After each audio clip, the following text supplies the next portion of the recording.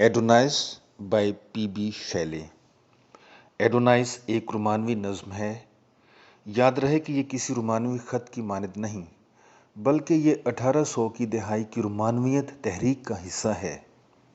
रोमानवी शायर अदीबों का एक ऐसा ग्रुप था जो कुदरती मनाज़र और कुदरती चीज़ों में अपने जज्बात का इजहार करने के माहिर थे।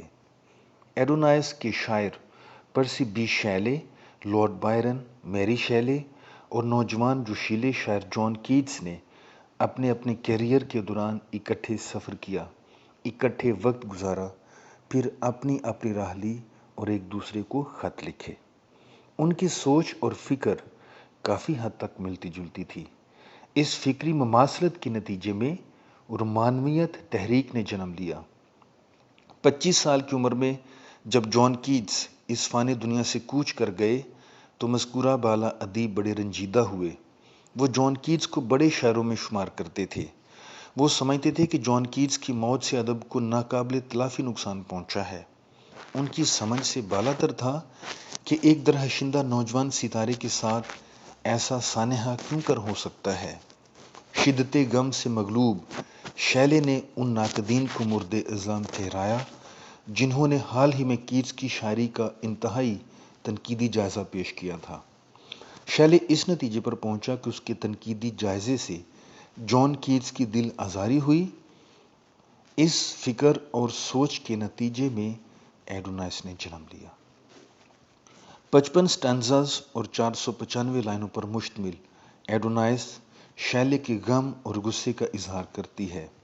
इस मकसद के हसूल के लिए शायर ने बड़ी महारत के साथ इशारों, कनायों, हवालाजात और लफ्ज़ों का सहारा लिया है। एडोनाइस में शायर ने जॉन कीट्स के बिछड़ जाने पर देवताओं, फितरत और तमाम इंसानियत से मातम का मुतालबा किया है। इसमें शायर नाकदीन और ख़ासतौर पर जॉन कीट्स के नाकदीन के लिए सख्त अल्फाज इस्तेमाल किए हैं। एडोनाइस एक एलेजी है। ये जॉन कीट्स की मौत के बाद 1821 में शाया हुई। ये जॉन कीट्स को वापस तो नहीं ला सकी, ताहम अदब की दुनिया में इसे अजीम मुकाम हासिल है।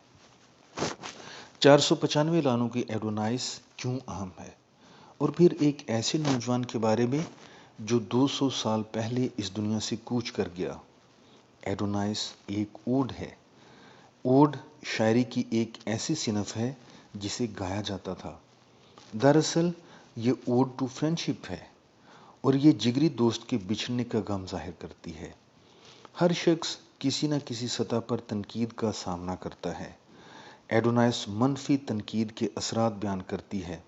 आप जो मर्जी हों, आप जो मर्जी कर लें, आपको किसी न किसी मुकाम पर तनकीद का सामना करना पड़ता है। 200 साल कबल जॉन कीट्स के ज़माने में भी तनकीद करने वालों की कोई कमी नहीं थी। जॉन कीट्स एक नौजवान शायर था। उसका बड़ा नाम था। बहुत सारे लोग उससे हसद करते थे, उसे नीचा दिखाना चाहते थे, लिहाजा उसे तनकीद का सामना रहा। सवाल पैदा होता है कि जॉन कीट्स से उनका सामना कैसे किया। पर्सी बी. शैले का मानना है कि जॉन कीट्स पर मनफी तनकीद का बहुत बुरा असर हुआ। इतना ज़्यादा असर हुआ कि उसकी सेहत बिगड़ती रही और बिगड़ते बिगड़ते उसे बेवक्त मौत की वादी में धकेल दिया। शैले ने इस वाक़या को खौफनाक हादसा ख्याल किया।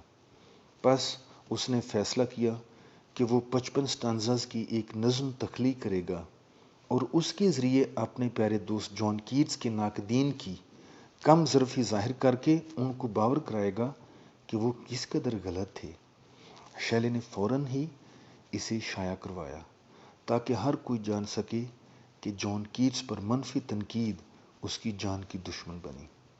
हासद लोगों से निमटने का ये एक तरीका है। दूसरों पर कीचड़ उछालने से कबल एडोनाइस को याद रखें। हो सकता है एडोनाइस में बयान करदा मनफी सोच और मनफी अल्फाज की ताकत और असरात हमें कोई अच्छा सबक सिखा सकें। एडोनाइस एक स्पीकर से शुरू होती है। वो रो रहा है। वो किसके लिए रो रहा है? अच्छा सवाल है। वो एडोनाइस के लिए रो रहा है। एडोनाइस है कौन? एडोनाइस एक यूनानी देवता है। एडोनाइस खूबसूरती और ख्वाहिश का देवता है। कोई दूसरा देवता उसे हसद करता है। इस स्पीकर ने एडोनाइस की मां यूरानिया से मुतालबा किया है कि जिस चारपाई पर उसके बेटे की लाश पड़ी है वो उसके पास आए। यूरानिया की आमद के बाद स्पीकर कुछ देर तक उसे डांटता है कि उसने अपने बेटे को बचाने के लिए मुदाखलत क्यों नहीं की।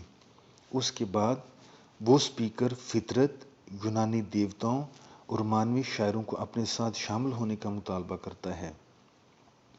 स्पीकर वहां पर मौजूद हर शख्स से मुतालबा करता है कि वो मातम करें। तवील मातम के बाद स्पीकर बयान करता है कि मातम का वक्त ख़त्म हो चुका है। वो नौजवान उससे अच्छी जगह पर चला गया है, वहाँ वो फितरत और हमेशगी का हिस्सा बन गया है। स्पीकर का ख्याल है कि मरने के बाद नौजवान एडोनाइस किसी रूह या गैर मुरई ताकत का हिस्सा बन चुका है जो इस दुनिया की हर जी रूह चीज़ में मौजूद है। इसका मतलब है कि वो नौजवान मरा नहीं बल्कि वो हमेशगी पा चुका है। इसलिए स्पीकर जवाब पेश करता है कि मातम करने की कोई ज़रूरत नहीं। स्पीकर का कहना है कि इस नौजवान के कारहाय नुमाया हमेशा ज़िंदा रहेंगे। गुज़श्ता बरसों की शूरा जो कई साल पहले मर चुके थे, मातम की गर्ज से उनकी आमद का सिलसिला जारी है। स्पीकर ने उसकी वजह यूं बयान की है कि इस फ़ानी ज़िंदगी के बाद एडोनाइस उन सब के साथ शामिल होगा जो उससे पहले इस दुनिया से कूच कर गए हैं। वहाँ पर एडोनाइस उन सब का बादशाह होगा, क्योंकि जो लोग आला अफकार के मालिक हैं वो आला एजाज़ के मुस्तहिक हैं। बिल आखिर स्पीकर मातम करने वालों को रोम जाने की हिदायत करता है। रोम इटली का एक शहर है जहाँ एडोनाइस दफन है। याद रहे कि रोम में जॉन कीट्स और शैले साथ साथ दफन हैं। वहाँ जाकर वो रोमी सल्तनत के खंडरात और रोम शहर की खूबसूरती देख पाएंगे। आखिर में वो उस जगह जाएं जहाँ एडोनाइस दफन है। वो जगह खूबसूरत है।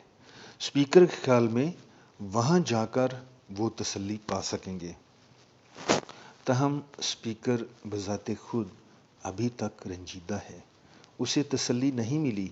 एडोनाइस के बिछड़ने का गम अंदर ही अंदर उसे खा गया है।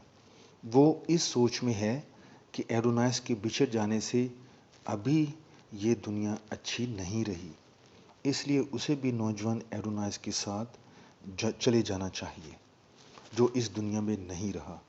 नज़्म के एहतताम पर स्पीकर की रूह आसमान पर उस नौजवान एडोनाइस की रूह का नज़ारा करती है।